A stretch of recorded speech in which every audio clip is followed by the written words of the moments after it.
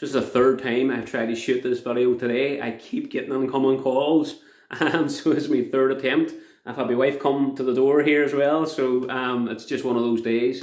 But listen, I wanted to record this video today. Today's a turning point here in Northern Ireland for the coronavirus pandemic, the economic side of it. Large retailers are now opening up again.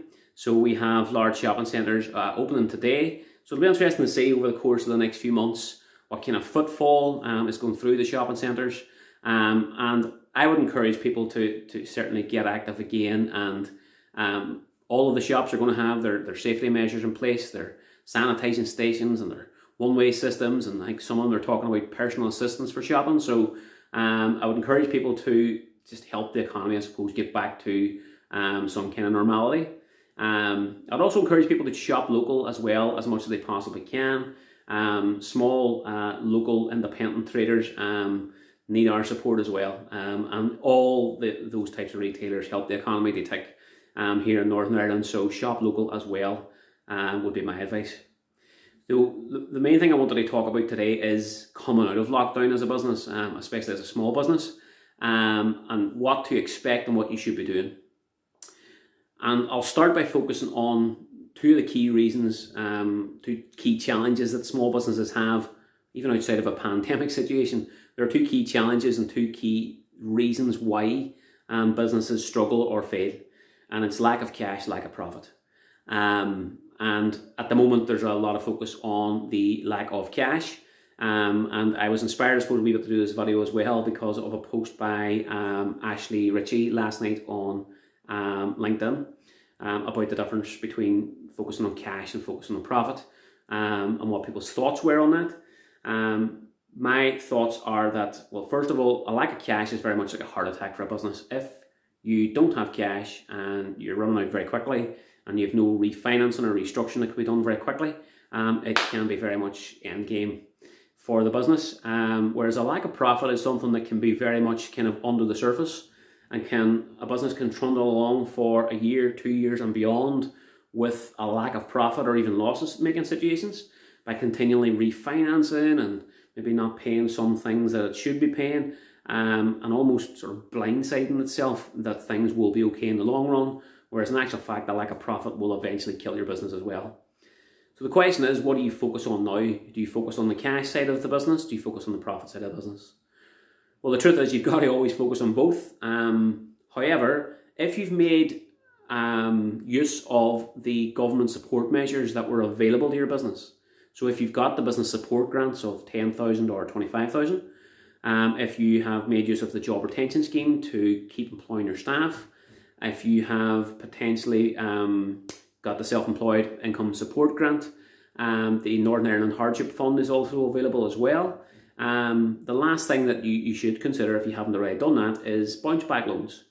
Now, I'm not one to just say go and take a loan, because at the end of the day, a loan is debt. But if this is done properly and managed properly, you can immediately have no cash flow problem for your business as you get up and running and get ready to come away from lockdown. You know, bounce back loans up to 50,000 are available. 25% of your turnover is the limit, but you're getting that at 2.5% and you've nothing to repay for 12 months. So it is a nice cushion for your business to be able to get opened up again.